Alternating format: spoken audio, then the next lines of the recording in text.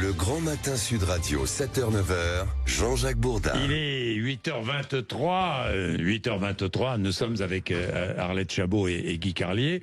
Et avec vous, Benjamin Glaise, on en parle. Les députés européens ont voté une résolution pour demander la libération, écoutez bien, pour demander la libération immédiate de l'écrivain Boualem Sansal. Oui, mais tout le monde n'a pas voté cette demande de libération. Oui, alors l'écrivain franco-algérien de 75 ans qui est détenu, rappelons-le, depuis maintenant près de 70 jours par le pouvoir algérien. La résolution européenne a été votée quand même à une très grande majorité au Parlement européen.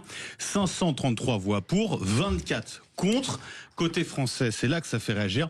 Manon Aubry de la France Insoumise s'est abstenue. Rima Hassan, elle aussi, LFI a voté contre. Vive réaction à droite pour le LR. François-Xavier Bellamy, une fois de plus, je le cite, les députés LFI se disqualifient définitivement pour parler des droits fondamentaux.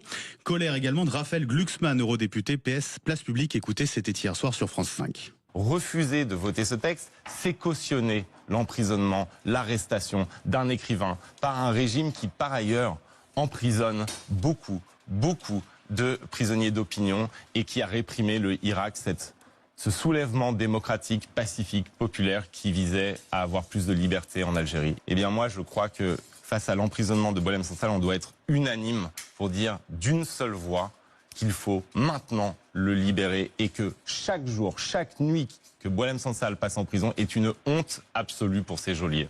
Alors depuis, Rima Hassan a défendu son vote sur Twitter. Long message, alors pour vous citer un des passages peut-être le plus important, ne pas voter ce texte n'est pas s'opposer à la libération de Monsieur Sansal, ne pas voter ce texte, c'est s'opposer à l'instrumentalisation qui est faite de son cas. Nous restons bien entendu attentifs au sujet des droits humains en Algérie, écrit-elle, comme dans le reste du monde.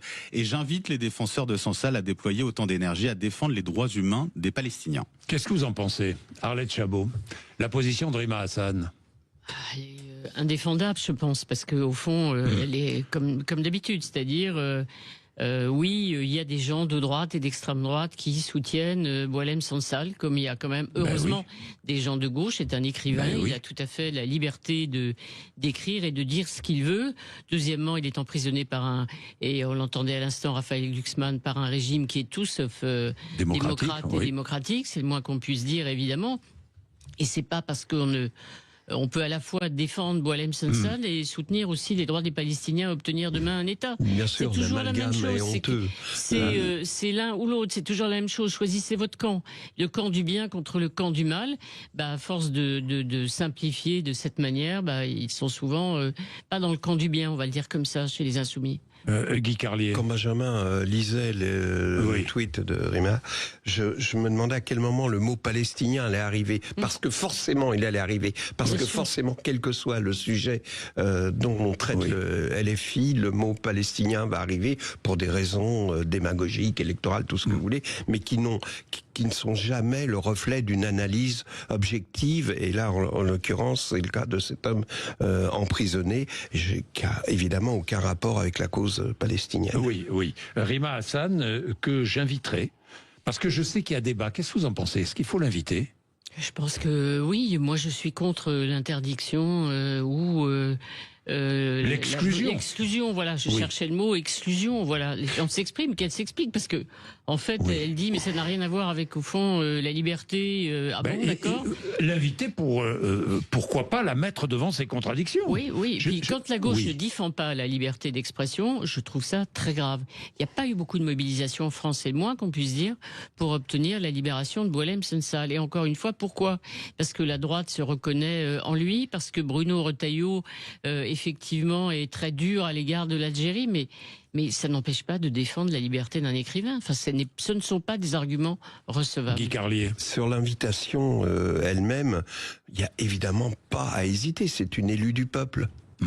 De quel droit les journalistes auraient un droit supérieur à celui des électeurs? Je dis ça parce qu'en Belgique, vous avez vu ce qui s'est passé en Belgique? Rappelez-nous, Benjamin. En Belgique, c'est la RTBF, qui est la chaîne publique belge, qui a décidé de diffuser le discours d'investiture de Donald Trump. Alors non pas en direct, mais avec un léger différé, de 2 minutes. Je vous propose d'écouter Aurélie Didier, c'est la directrice éditoriale adjointe de l'information de la RTBF.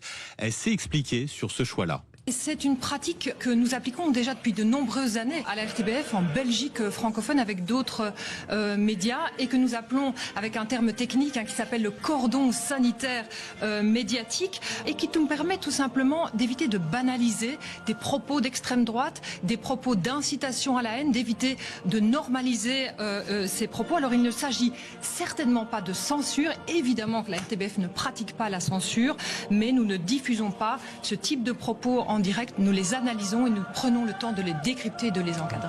Alors, donc là c'est une espèce de gloubi-boulba, c'est n'importe quoi. On censure pas, mais on censure quand même, on analyse, enfin ça veut rien dire. C'est incroyable qu'au nom de pour dénoncer une politique fascisante, on emploie des méthodes fascisantes. Oui. C'est incroyable. Mais on nous prend pour des enfants, c'est-à-dire qu'on considère que les auditeurs belges sont incapables de déchiffrer les actions de Trump, de ces gens-là. C'est fou. Ça veut dire que le nouveau président des États-Unis est d'extrême droite selon la RTBF, puisque il dit cordon sanitaire à l'égard des idées d'extrême droite. Bon, c'est quand même un peu compliqué. Il a été élu. Moi, j'avais l'impression, en écoutant ses explications, de revenir 30 ans en arrière, en grand, en France. Vous savez, quand on ne parlait pas à Jean-Marie Le Pen, on n'invitait pas Jean-Marie Le Pen sur des plateaux. Personne ne serrait la main du Rassemblement national. D'ailleurs, ça continue encore aujourd'hui pour certains à l'Assemblée. Et il n'y avait pas de débat jusqu'à la transgression, c'est-à-dire c'est François Mitterrand qui avait, on s'en souvient, en 86. En plus, c'est leur donner un statut de victime. Victimisation, ça a été qu'ils exactement usent ça. Et qu'ils abusent de ce statut. Et on s'est aussi aperçu quand il y avait des débats avec Jean-Marie Le Pen, puisque c'était lui à l'époque qui était en cause, qu'on arrivait à le contrer, qu'on arrivait aussi à démonter ses arguments. Chacun Donc a en droit de fait, s'exprimer. et aujourd'hui, quand on est élu et largement élu, ce qui est le cas de Trump, on peut le détester, mais en tout cas, il a été très très largement élu. C'est un fait. Merci à tous les deux. Merci pour ces réflexions, ces remarques. Le rappel des titres de l'actualité avec vous, Laurie Leclerc.